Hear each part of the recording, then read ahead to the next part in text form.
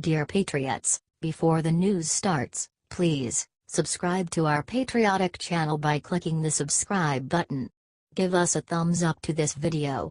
Don't forget to leave your opinion below in the comments section. Share the news on Facebook and Twitter so you friends see it. Thank you. George Clooney stuns liberals, gives jaw-dropping compliment to President Trump. Well, this was unexpected. Hollywood is so anti-Trump they don't even know why anymore. Like Pavlov's dog, ring the bell by saying Trump's name and the left comes running all full of phony outrage. Easily programmed the left is, and that is one reason, among many, that they have no power left in America. Advertisement.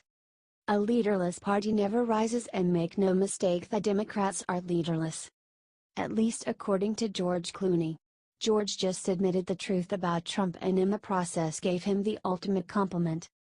Clooney doesn't think the Democrats have any leader close to Trump in class and ability, and he thinks they will lose the 2020 election to Trump, and they can't find one quick.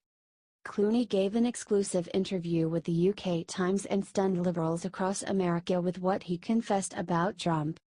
The left is used to Clooney bashing Trump. They take perverse pleasure in watching it. But he disappointed them this time. Maybe the huge flop that is his new movie smacked some sense into him? We don't have a good Democratic candidate yet. Trump, for all his terrible instincts, is very charismatic. A TV star. People didn't vote for him because he accomplished anything. They knew him. And they were, like, he's exciting. He says outlandish stuff. That's fun. He's got a star on Hollywood Boulevard. Clooney went on to say the leaderless Democrats are in a tough spot with none of their potential candidates making an impact. Do the Democrats need a celebrity? Not necessarily, Clooney said before adding, but you need someone who can light up the room. Like Trump does.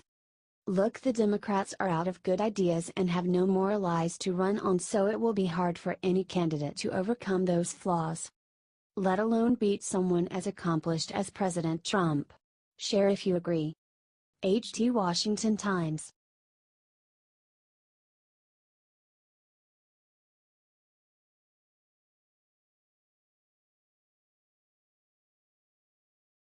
Day after news of Air Force failure, FBI admits massive holdup in Texas shooter investigation.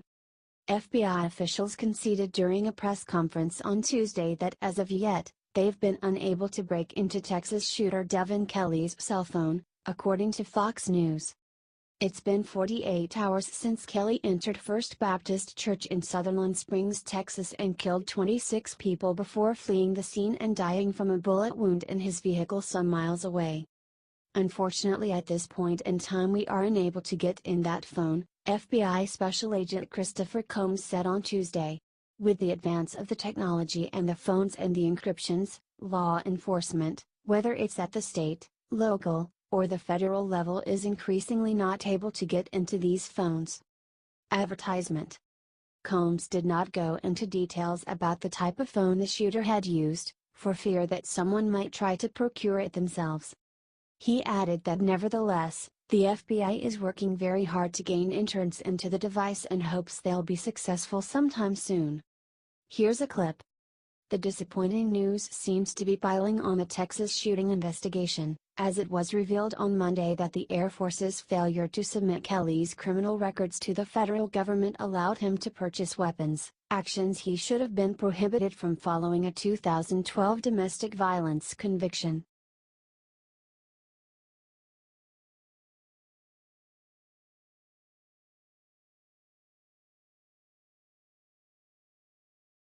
After Jeff Flake makes stupid gun control push, Trump Jr. makes him feel like an idiot with one tweet. Jeff Flake and Donald Trump Jr. are in the midst of a Twitter feud, but the winner was obvious from the very first post. After the Texas church shooting on Sunday, Flake promised voters that he was working on new gun control legislation. That bill would prevent anyone convicted of domestic violence from buying a gun. Sounds reasonable enough, except that legislation already exists. That fact was quickly pointed out by Donald Trump Jr. in a subsequent tweet. Jeff Flake's reply didn't dispute Trump Jr.'s claims. Instead, He just repeated the purpose of the legislation once again. Donald Trump Jr. then used a favorite phrase of his father's to respond, "Wrong. Trump Jr. is right, Flake is wrong." One would think that a legislator would know about the gun laws already on the books, particularly before starting work on the topic. But never expect our legislature to know what they're doing. Thankfully, Trump Jr. was there to point out Flake's incompetence to the world. Comment by Flake. And share if you're happy Flake is leaving Congress forever. We won't have to deal with him for much longer, thank goodness.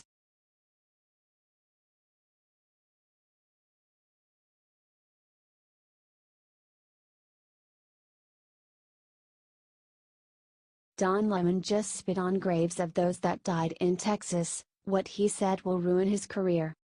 On Monday, Don Lemon opened up his show and argued that thoughts and prayers weren't enough on Sunday when 26 people were slaughtered in Sutherland Springs, Texas. Lemon said that faith without works is dead. Watch the disgusting video below. Advertisement. Here's what Lemon said: "Thoughts and prayers didn't stop a troubled person from buying assault-grade weapons that took the lives of 26 people in an instant. And please don't get me wrong. This is not at all about the Second Amendment or taking guns out of the hands of responsible gun owners." Share this if you think Lemon needs to shut his stupid trap and stop insulting those that are praying for the recovery of those in Sutherland. Let's send Lemon a message by showing him how many prayer warriors there are out there.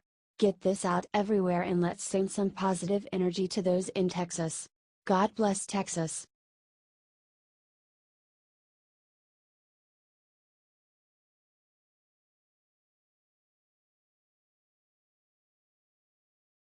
Game changer: Trump just stunned Gillespie with an unbelievable gift that will end the race for governor.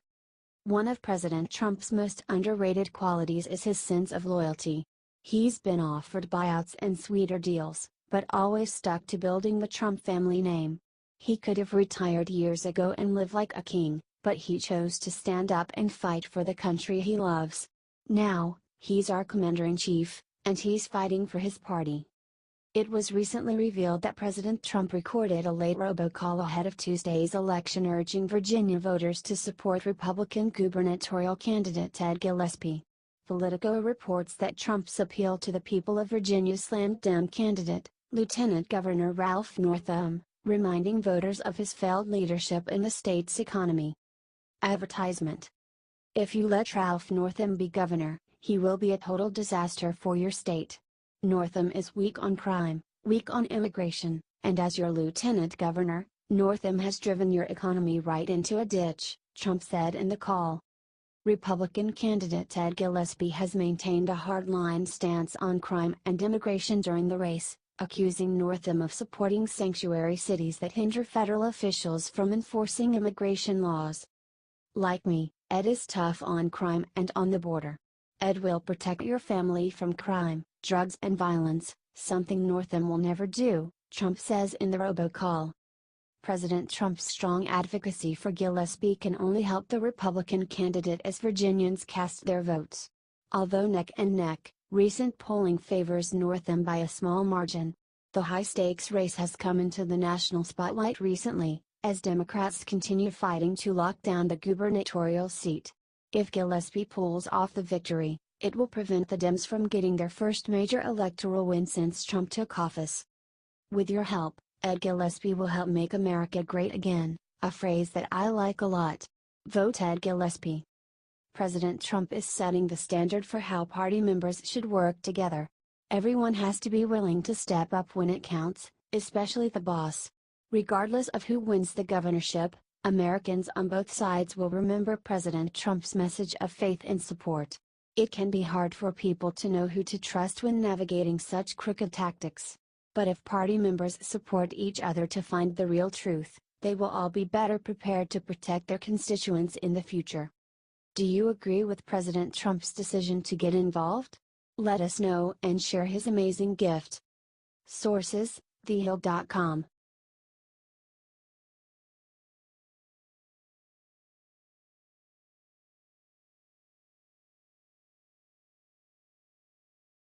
Breakdown. breakout Texas shooter had shocking experience in mental hospital before shooting. New details have just emerged about Devin Kelly's past, and the revelation is shocking. It also proves why liberals are flat wrong on the Second Amendment. In the aftermath of Sunday's horrific church shooting, the left immediately launched into a push for draconian gun control legislation. Meanwhile, conservatives renewed calls for mental health reform. Now, thanks to this revelation about the shooter's past, we now know which approach it would have worked. Advertisement. According to KPRC Houston, the gunman escaped from a mental hospital before the attacks. The incident report, filed by the El Paso Police Department, states Kelly was picked up at a bus terminal in downtown El Paso before midnight on the evening of June 7, 2012. The report states 2 officers were dispatched to the terminal to look into a missing person report. When they arrived, the 2 officers learned Kelly had escaped from Peak Behavioral Health Services, a mental health facility in Santa Teresa, New Mexico, that has a dedicated unit for service members and veterans. The right have been calling for improvements to veterans' care and mental health for years. Had those reforms been allowed, this deranged individual may have gotten the treatment he required. Instead, the mental health system let him escape. 5 years later, he shot and killed 26 people inside a small Texas church. Oh, and the person who finally stopped him was an NRA instructor. We need mental health reform and we need our Second Amendment rights. Both protect us from tragedies such as these, and both are opposed by the left. Comment "He's sick" and share so that everyone sees the truth behind this tragedy. Action is required, just not the kind the left wants.